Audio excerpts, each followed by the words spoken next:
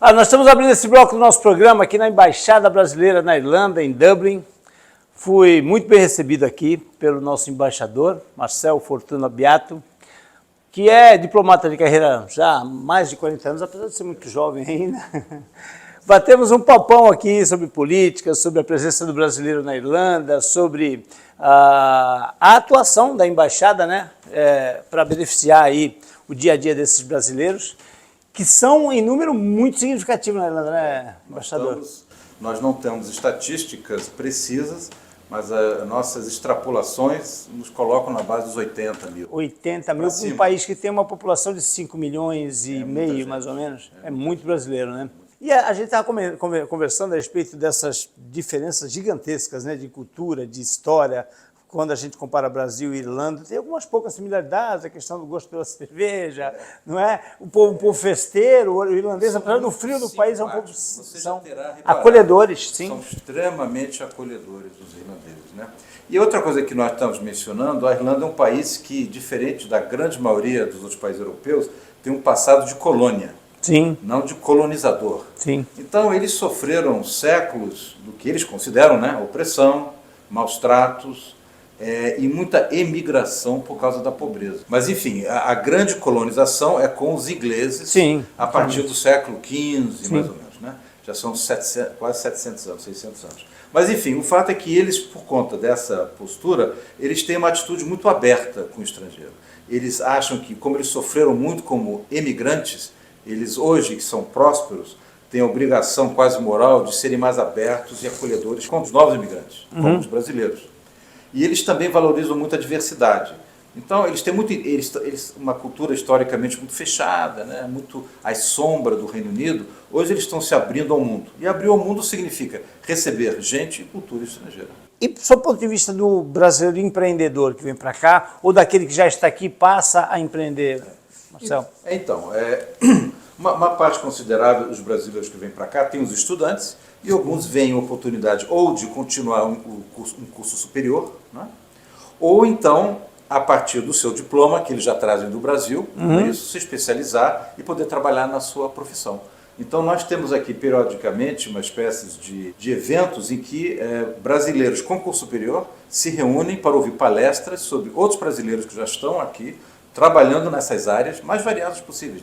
Medicina, direito, arquitetura, engenharia, odontologia, para poder, então, praticar a sua profissão. Outros descobrem uma vocação de empreendedora. Aqui só tem 2 impostos. Então, aqui o crédito é relativamente fácil. Aqui não é uma sociedade de um capitalismo tão competitivo como é, por exemplo, no Brasil. Então, os brasileiros aqui que querem empreender, têm disposição ao trabalho, têm uma ideia clara do que eles querem realizar, muitos deles se dão bem. E o resultado, como nós estamos comentando, é que hoje existem registrados mais ou menos 1.500 brasileiros empresários. Olha. E por conta do trabalho dessas pessoas, foi lançada exatamente na semana passada a Câmara de Comércio Brasil-Irlanda. Então, a Irlanda é um país que tem 2 bilhões de dólares investidos no Brasil. Eles têm grandes indústrias do agronegócio, de insumos para a produção de alimentos, e o Brasil aqui quase não tem investimento. Em compensação, nós temos aqui uma comunidade empresarial brasileira que está nascendo e que tem um potencial de agilizar esse comércio. Então, para dar um exemplo, eu fui procurado por empresas aqui dizendo: eu quero contratar 500 engenheiros brasileiros. Nossa. 300 no Brasil e 200 na Irlanda. Por quê? Eles aqui contratam um brasileiro com salário muito bom no Brasil, mas inferior ao que se paga aqui na Irlanda, para fazer trabalho de primeira classe. Eles têm enorme reconhecimento pela qualificação técnica da maioria dos brasileiros aqui. Que acaba sendo vantajoso para todo mundo. É vantajoso para a empresa, para o engenheiro, que vai ganhar mais aí para o Brasil. Custo de vida, porque a gente sabe que um dos motivos, né, uma das razões pelas quais o brasileiro procura a Irlanda, além dessas facilidades, é a questão também de um salário, uma remuneração, né, bastante satisfatória. A Irlanda hoje tem a segunda renda per capita mais alta da Europa. Olha. Só perde para o Luxemburgo. Nossa. Tem muitas razões para isso, mas o fato objetivo é que é um país em que hoje se remunera bem. Como eu disse para você, o salário mínimo aqui é pouco menos que o dobro de Portugal. Quase o dobro de Portugal. Quase o dobro, não chega a ser, mas é quase o dobro. Então, Gira em torno de quanto o salário aqui mínimo? 1.200. Mas as 1.200 euros. euros. Mas as pessoas aqui começam, grosso modo, com 2.000. Né? O salário básico. Agora, é isso, né? Mas do lado da moradia. É isso que eu ia falar. A questão é, o custo de vida é alto, o euro em relação ao Brasil. Se for converter, o brasileiro fica assustadíssimo. Mas me parece que o maior gargalo é de fato, né, a moradia. Né? A Irlanda é um país que cresce muito e, digamos, a infraestrutura, tanto humana, mão de obra, como de transporte, comunicações, não consegue acompanhar. Né? A economia irlandesa cresceu 13% no ano passado. Nossa, que absurdo, Esse ano está crescendo mais uns 4%. O Brasil está patinando aí para tentar crescer Então, há uma 1,5%. demanda irreprimível por mão de obra. Né? Isso significa que há um gargalo, sobretudo na área de moradia, o que significa custo de vida, aumento do custo de vida, é um fator que tem um potencial de inibição. Mas, enfim, as pessoas continuam vindo, há muita construção e, evidentemente, a aposta continua. Né? A gente está falando sobre essa iniciativa, essa ação, esse evento de lançamento da Câmara de Comércio Brasil-Irlanda, e aí eu comentei a respeito da presença da Luísa Brunet, que já vem pela segunda vez aqui. Que prazer, hein? Já vem de novo em novembro. Já vai vir novamente? Deixa eu explicar. A comunidade brasileira é grande e aqui ela sofre, como todo lugar, problemas de abusos. Né?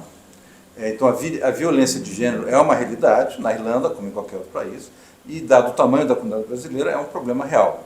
Agravado pelo fato, a comunidade brasileira é composta em boa medida de pessoas jovens, inexperientes e que muitos não falam inglês. Então isso cria uma vulnerabilidade muito grande. Então, no ano passado, a Luísa Brunet veio aqui, deu uma série de palestras muito exitosas, ficou conhecendo pessoas e verificamos que há espaço para muito mais. Como é que se combate essa vulnerabilidade das mulheres? O primeiro é se integrando na sociedade, através da língua, mas também cortando a dependência econômica. Nós sabemos que é muito comum que mulheres em situação de dependência econômica, às vezes é psicológico também, emocional, mas sobretudo econômico, se mantêm numa situação degradante dessas, por falta de alternativa econômica. Então aqui existe um grupo chamado Mulheres do Brasil em Ação, que é vinculado a uma iniciativa da dona da Magazine Luiza, Maria Trajano.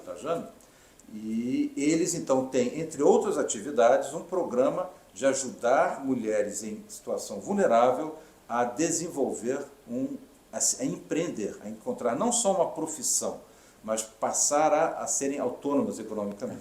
Deixa eu mostrar para as pessoas, né, uma cartilha que foi feita. Ó, você não está sozinha. Esse é onde ir, quem procurar, como identificar o problema. A primeira iniciativa, o embaixador estava comentando conosco, é exatamente de afastá-la, né, e dar a ela a condição de ter um teto e alimentação, que é o básico para viver. Né? Isso as instituições irlandesas oferecem. Agora, essa intermediação, como é que chega lá? Com quem falar? Né? Então, esse grupo de mulheres faz esse trabalho, identificar pessoas, instituições e encaminhá-las, dar o primeiro apoio, psicológico inclusive, para chegar a esses locais. E aí, no segundo momento, oficinas para que ela possa se profissionalizar, ter sua independência financeira. Já estamos na terceira oficina, são 8 semanas de aula, com psicológico, empreendedor, administrativo, mentores, orientando essas mulheres. Ao final de 8 semanas tem uma cerimônia e elas se formam e elas já têm toda a sua empresa funcionando. Que interessante. E essa é uma outra iniciativa também que foi lançada no dia, né, desse evento, foi? Da Câmara de Comércio, fala exatamente sobre o empreendedorismo brasileiro aqui na Irlanda. É uma radiografia dos brasileiros, o que eles fazem, quais são as ambições, quais são os problemas, e que é uma espécie de roteiro para o trabalho dessa Câmara, que foi lançada semana passada. Tem uma expressão famosa americana que diz: "Nothing succeeds like success", ou seja, nada como o êxito para atrair mais, né? Êxito. Então, os brasileiros, aqui tem uma comunidade grande, bastante acolhedora, eles veem outros brasileiros prosperando aqui e há uma tendência para um número significativo. Bem, quem sabe eu posso ou terminar meus estudos de língua e fazer um curso superior, ou começar a empreender. Né? Então, o exemplo, né? O exemplo pesa muito e existe, por conta de iniciativas como essa que nós estamos descrevendo, um apoio bastante razoável. E o empreendedorismo pode ser na área cultural, Sim. pode ser na área gastronômica, Que é comercial, acadêmica, né? Tem de tudo. Tem brasileiro aqui fabricando cerveja, imagina, fazendo cerveja na terra dos Na irlandeses. terra dos irlandeses, hein? Olha a responsabilidade. Pela sua experiência como diplomata, e tem um potencial grande de intensificação, de potencialização, aí eu já estou falando em nível mesmo governamental, de relação Brasil-Irlanda? Isso se dá naturalmente, mas pode ser acelerado. Do ponto de vista econômico, a Câmara de Comércio é já um bom sinal disso, né? Nós vamos ter uma conferência sobre economia e desenvolvimento aqui na Irlanda, que eles vão organizar para a comunidade latino-americana. Nós queremos trazer uma missão de alto nível brasileira para fazer uma agenda bilateral e para o ano que vem queremos ver se já temos uma missão de comércio irlandesa no Brasil. Na área acadêmica tem muito potencial também e o que mais falta, eu acho, é investimento brasileiro aqui, de grande escala. Queremos que a Câmara ajude. Olha, que satisfação, não é? A gente normalmente sabe que o diplomata tem aí uma carreira acadêmica longa, árdua, né? E a simplicidade, a atenção, né, dada pelo embaixador aqui ao nosso programa é realmente né, que deixa a gente comovido e felizes. E além disso, ainda mais felizes com a quantidade de iniciativas, né, que o embaixador Marcel tem empreendido aqui, criando laços, né, entre Brasil e Irlanda. Criamos o primeiro comitê parlamentar Brasil-Irlanda. Olha, vamos ter o primeiro festival de curta-metragens brasileiros. Aqui, feito aqui. Os filmes vão ser feitos aqui. Porque produzidos aqui na Irlanda. Porque tem uma brasileira aqui, uma cineasta, que tem todo o estúdio que coloca à disposição. Nós tivemos o primeiro festival do teatro brasileiro no ano passado, né, com obras do Nelson Rodrigues. Esse ano foi diferente. Nós tivemos a primeira marcha da língua portuguesa ano passado. Vamos ter a segunda agora.